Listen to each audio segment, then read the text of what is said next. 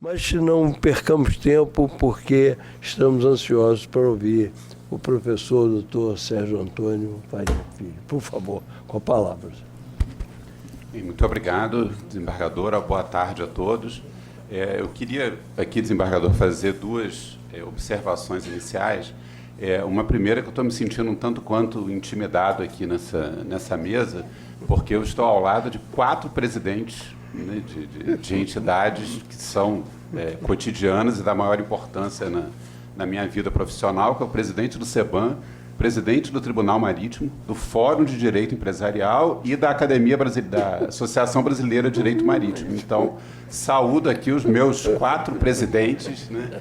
E vou tentar ser disciplinado, então, apesar de tanto quanto intimidado por aquela curiosidade que eu tinha na graduação, que era o tal do temor reverencial, que aqui não existe, são todos grandes amigos. E a segunda observação, já que os presidentes estão todos aqui na mesa, é uma reclamação para o doutor José Gabriel, que quando o doutor José Gabriel escolheu essa data do dia 18, sem o mínimo de sensibilidade com o calendário. E graças a um conterrâneo seu, José Gabriel, e o esquema de jogo que ele implantou de grandes emoções, eu passei a minha tarde ontem destruindo a minha voz, esqueci do elemento, fui dormir completamente afônico.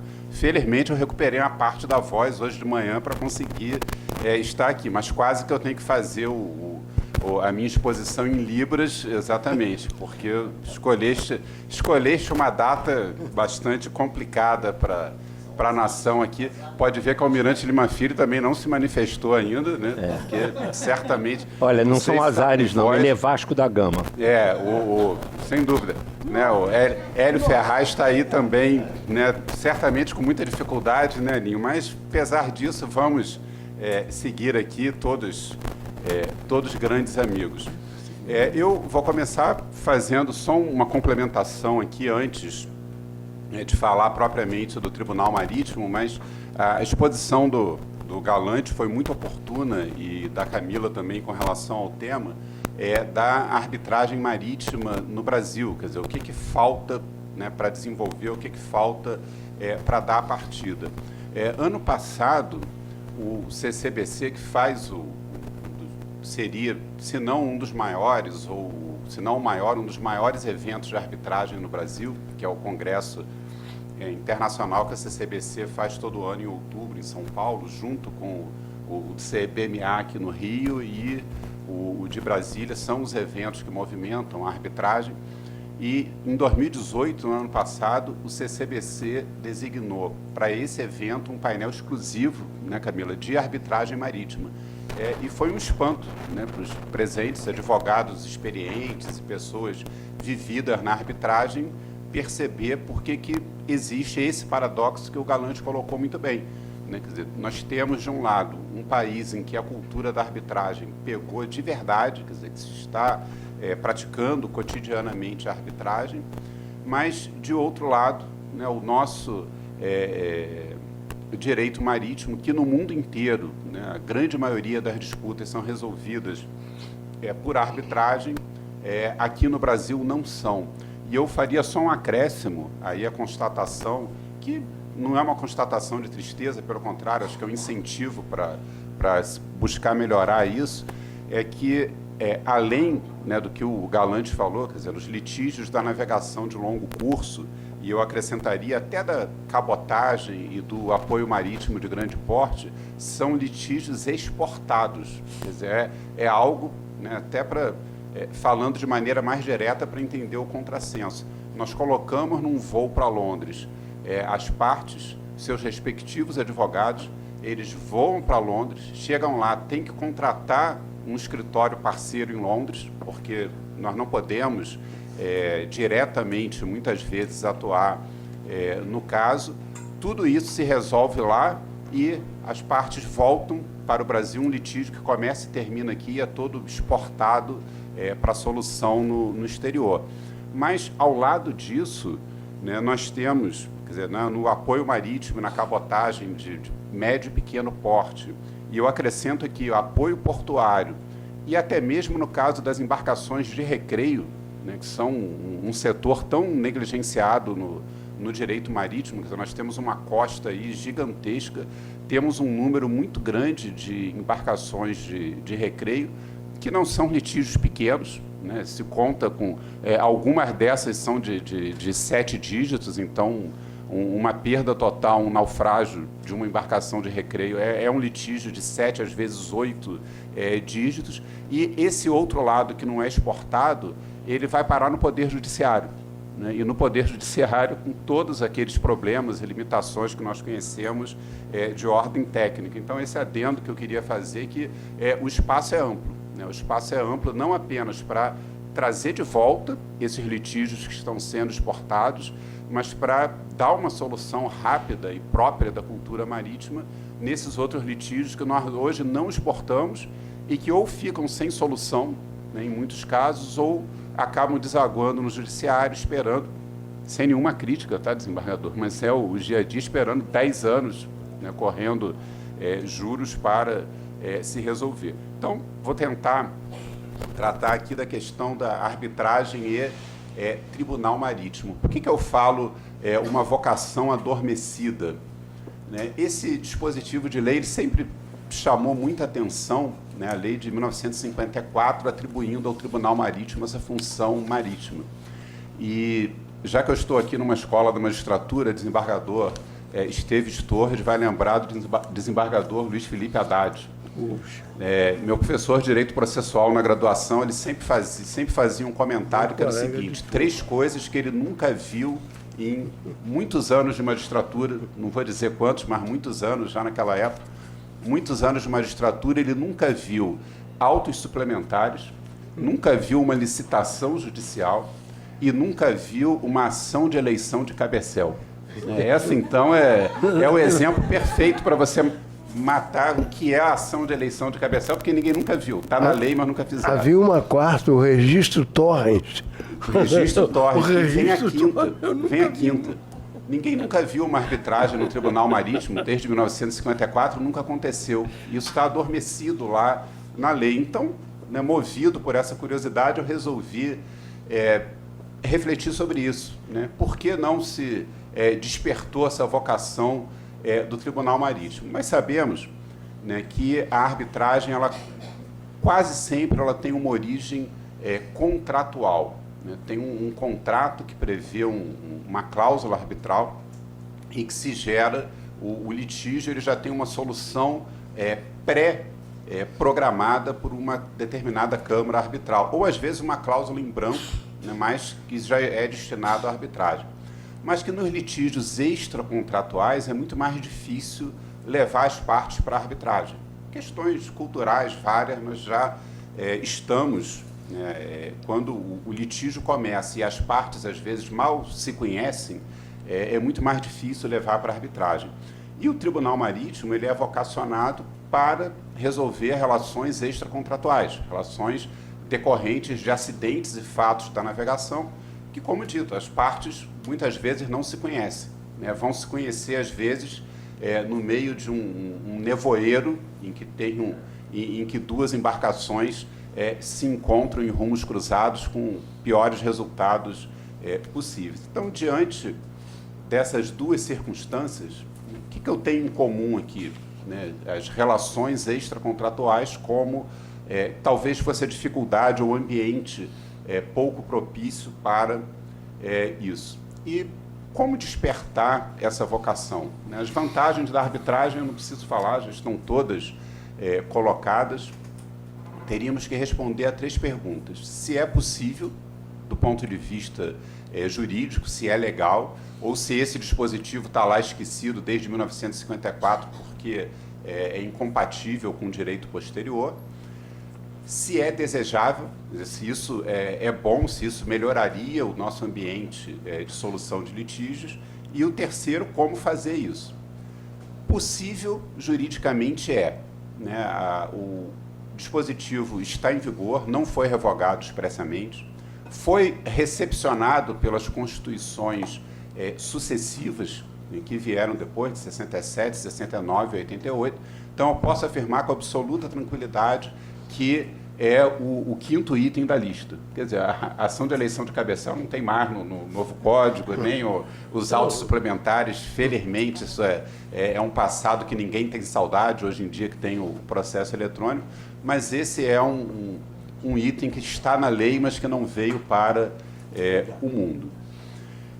A legislação posterior também não é incompatível e, na minha leitura, ela, inclusive, incentiva isso, quando fala de um órgão arbitral institucional ou entidade especializada. Ora, qual é a entidade especializada técnica que nós temos no nosso direito sobre acidentes e fatos da navegação?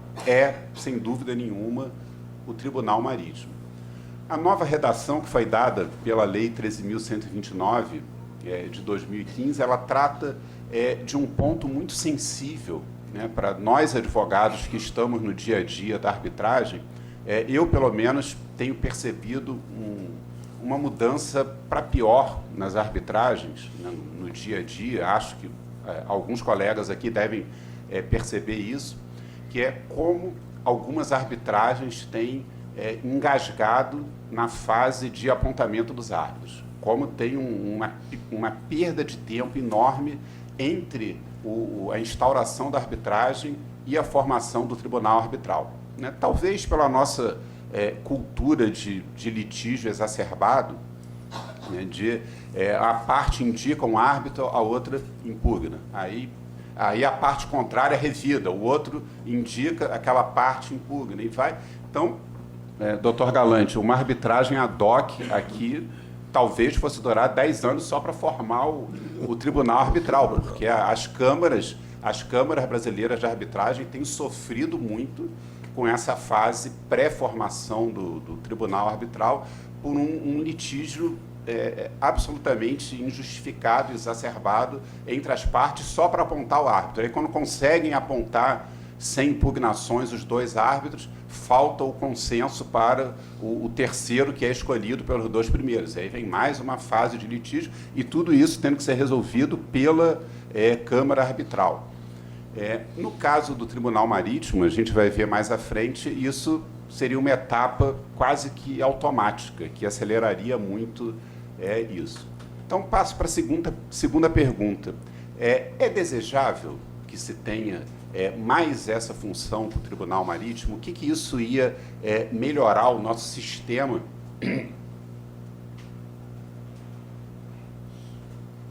A voz não chegou até o segundo gol do Zé Gabriel, agora está sumindo de novo. Será que isso ia melhorar o nosso sistema de solução de litígio? Será que o Tribunal Marítimo cresceria como instituição com isso? Bem, num litígio extracontratual, vamos pensar aqui no aspecto prático. Queira ou não, as partes já estão submetidas à jurisdição do Tribunal Marítimo. Não é uma escolha. Aconteceu o acidente da navegação, você passa a ser um jurisdicionado do Tribunal Marítimo. Queiram as partes ou não, aquele acidente da navegação vai ser apurado no IAFN, Inquérito de Acidentes e Fatos da Navegação, vai ser designado um relator de imediato, com grande expertise na matéria, como são todos os juízes do Tribunal Marítimo. E aqui uma expressão popular: as partes podem se odiar, as partes podem sequer se falar e não querer olhar para a cara da outra, como se vê, né, como os magistrados aqui devem ver em audiência frequentemente, que quase que tem que, né, as partes viram para a parede para uma não precisar olhar para a outra. Mas, apesar disso tudo, né, e mesmo contra a sua vontade, elas terão uma decisão imparcial, uma decisão técnica, uma decisão de alta qualidade, atribuindo responsabilidades por aquele acidente ou fato da navegação. Então, a pergunta que eu faço vale a pena recomeçar todo esse processo no Poder Judiciário ou numa Câmara Arbitral, ou eu parto de um processo já instruído para partir para a fase patrimonial, né? Ganharia, sem dúvida nenhuma, em celeridade, ganharia em economia, uma garantia de qualidade técnica e de isenção dos árbitros e segurança jurídica, porque eu não teria uma renovação de certas discussões. Como fazer, né, uma regulamentação via decreto presidencial ou mesmo por portaria do Tribunal Marítimo, já que o dispositivo legal existe. Alguns aspectos que teriam que ser resolvidos por esse regulamento, compromisso arbitral prévio, sobre a remuneração dos árbitros, sobre custas, que não há previsão legal para isso. Alguns outros problemas que teriam que ser enfrentados, a questão do sigilo, já que se está tratando de um órgão público e talvez pudesse ter uma fase sigilosa naqueles casos em que essa fosse a opção das partes. A supressão da fase de escolha dos árbitros, e aí, nesse trabalho do livro que está sendo publicado hoje, eu faço algumas sugestões de que o relator seja um juiz natural, um árbitro natural da fase de liquidação de danos, e outros dois escolhidos entre os outros juízes, exceto o presidente, cada um escolhido por uma parte, ou por sorteio. Então, há várias soluções possíveis. E alguns aspectos práticos, essa parte aqui é para tirar o sono do Almirante Lima Filho, mas, Almirante, eu me lembro... Almirante não dorme. Uma frase, o comandante Tito deve conhecer essa frase, no mar eu não durmo. Né? No mar eu não durmo. O navegante não pode dormir. O navegante tem que estar com toda a navegação eletrônica, com todo o dispositivo de segurança. Comandante que se preza, comandante jovem sabe disso, comandante de verdade ele não dorme. No máximo ele pode estar ali cochilando, mas inconscientemente está pensando na aventura marítima, como nós chamamos a navegação.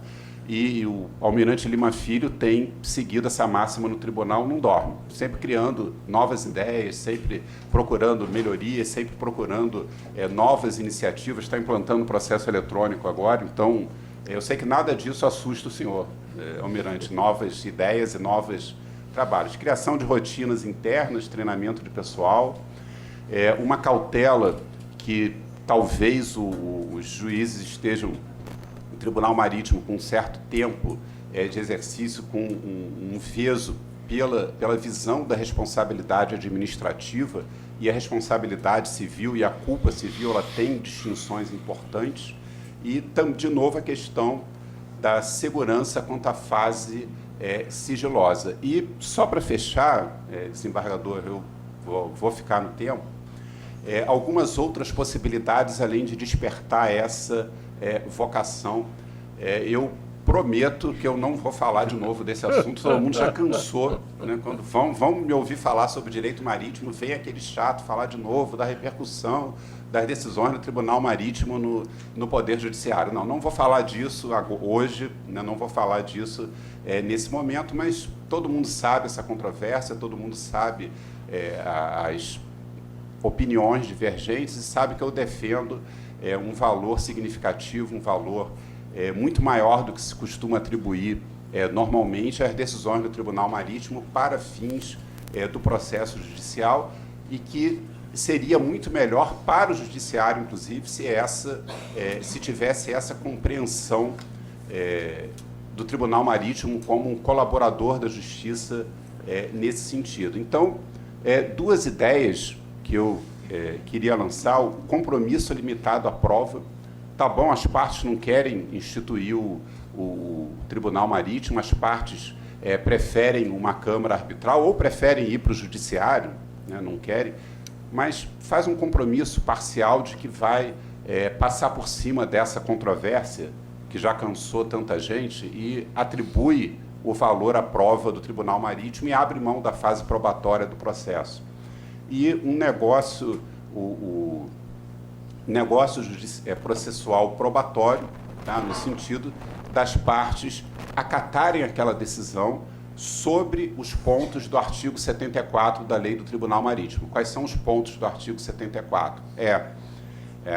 Circunstâncias do acidente, responsabilidade pelo acidente, né? Por que aconteceu e quem deu causa ao acidente.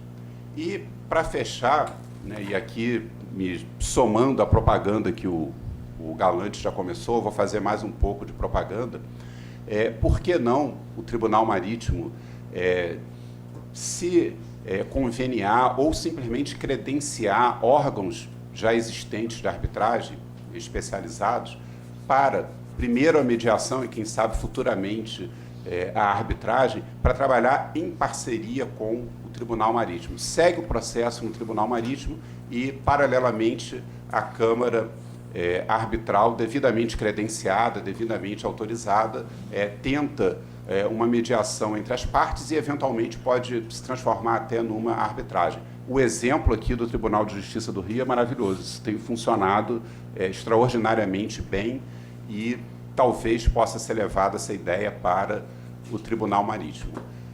Muito obrigado a todos e também um Feliz Natal, um ótimo final de ano para todo mundo. Muito obrigado.